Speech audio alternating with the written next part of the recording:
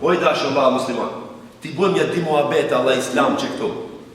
Në qoftë se mendon që përmes haramit, përmes harakis, përmes mishit derit, përmes kamatës, përmes kumarit, në qoftë se mendon që do bëhesh zengin, ti mendon që je bëhe zengin, atë që mendon që je bëhe zengin, nuk thot Allahu, shejtani ta ka mbush mendën që je bëhe zengin, ti je fukaraja më i madh në jo. Më i madh në jo.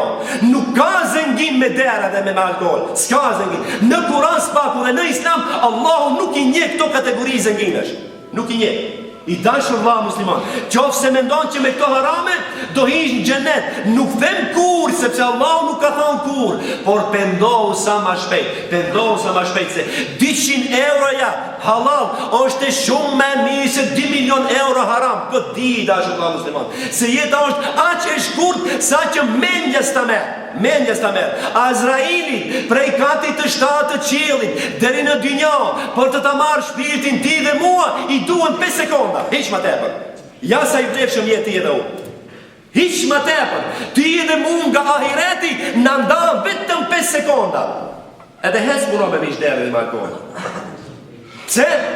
Dikush tjetër të kënaqën, gjeneratët e familjes të kënaqën, që ti të hish në xhenet, qofse ato kështu kënaqën, atëherë ata nuk të duan ti.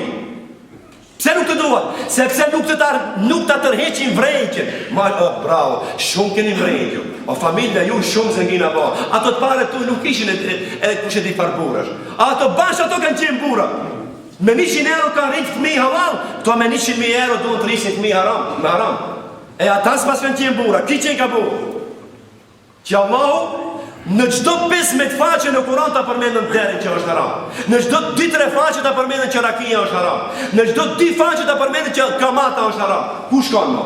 Çfarë do? Edhe do të qetosh si musliman. Vini një pikpyetje. Karuni ishte kështu. Ai çfarë merri? Ai merri me kamat. Edhe bonte çalam të madh, fa kharaja ala qaumihi fi zina. Kështu e përmendën Kur'ani në kaptinën Kasas, ajeti 79 dhe 81. Bile ai e provokon të masën atëherë, populatën e vete, sepse kishte shumë pare të dhëna me kamat, dhe kur s'kishin ata që akthejnë, u amerte arin, altanin, diamantin, ato gjerdanat e grave të tyre, qëfar kishin ato zingjire dhe zbukurime, edhe ai mbushi depo me pasuri, sa që 30 bura nuk mund t'i banin qesat e depove të ti. Shikoni, vetëm depot, aq zengin që u bon, me kamat. Duke robruar njerëz, duke maltretuar, duke nënçmuar njerëz. Çfarë thot Allahu në shanu? Doli një ditë tu shit çalam para njerëzve. I stolisur krejt me arin e njerëzve fukara që a kish marrë. Kale ledhine juridul e l'hajat e dunja, original historia tani, në kthehet 4.000 vjetë mbas, edhe sot e kësaj dite kemi një grup njerëz të kësaj kategorie. Ai kur doli a dit ma atë pasuri, ma atë zenginlak, ma atë bukuri, ma atë pamje të bukur, ma altane kështu me ratë, disa njerëz që e donin këtë dinjo shumë, ama ishin fukara, u lakmuan. Çfarë thanë? Ja lej asi kur e në vetë ishim si ki. Mithle ma uti e Karunu. Të naib të zotin e nevesi, ama në haru që Karunu i ka bo me kamat. Qofse din që a e ka fitu me der, me alkohol, me mish të ndaluar, edhe me kamat, mos u lakmo se ti je pjesmarës në ato. Pjesmarës je, qofse lakmoash. Kështu në të Kurani, mos u lakmoni në pasurin e fituar me haram. Mithle ma uti e Karun, innehu ledhu haddin adhim, sa fatbar është Karuni. E lavdëroni Karunin. A Karuni ka jetu në kone Hazreti Musis, në kone Faraonit. O kanë ledhine utul ilme, për herë kanë egzistuar 2 grupe. Grupi i mirë dhe grupi i keq. Grupi i keq i ka lavdëru zengine që kanë fitu pasurin me haram.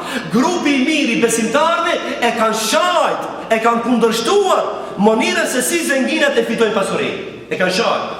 Grupi që e tonë Allah dhe dynjan tjetër, edhe ahireti, dhe pejgamberin, asë njerë nuk naqët me një pasuri kësaj dynjaj, palide.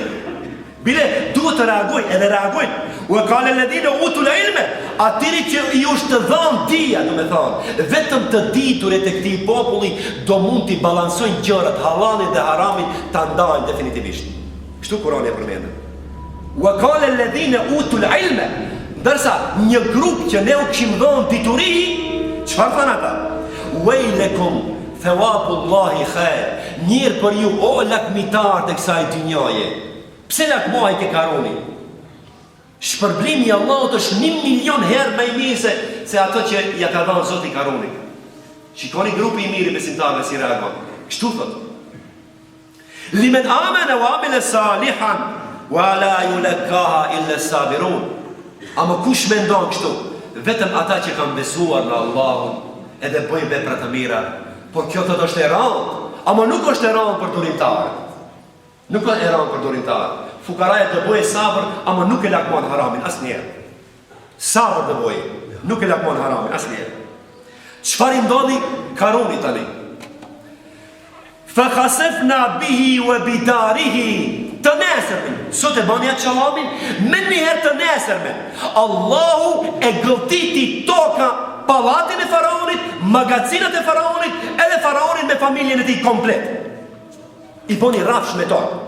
Sot e kësaj dite thuan dietarët, Allahu alem, pallati, pasuria dhe familja e faraonit shkojnë nga 1 centimetër të poshtë. Ndro, hala hupi të poshtë. Nga ajo që boni qibër shumë të madh, edhe që mendoj që përmes pasurisë do arrijë lumturinë. Allahu e fundosi në tokë, komplet. Edhe këto njerëz që u lakmuan dje, sot çfarë thanë? O Zot, nuk e duam pasurinë e faraonit, nuk e duam. Mirë jemi kështu, elhamdulillah. Mirë jemi kështu. Njerëzit do i shohin. Allahu u bani me dije.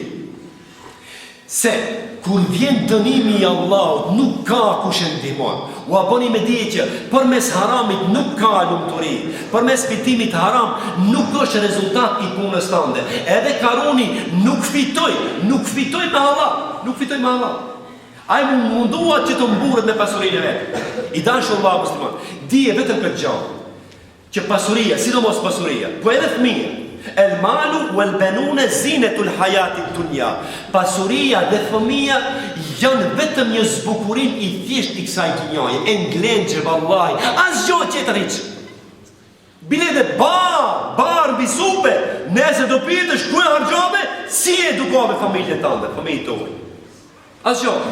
Është një sinonim i asaj, sinonim i ndrimit. Sot është në familjen tënde pasuria, nesër e njëjta pasuri, nuk ka në familjen tënde, o dikun tjetër.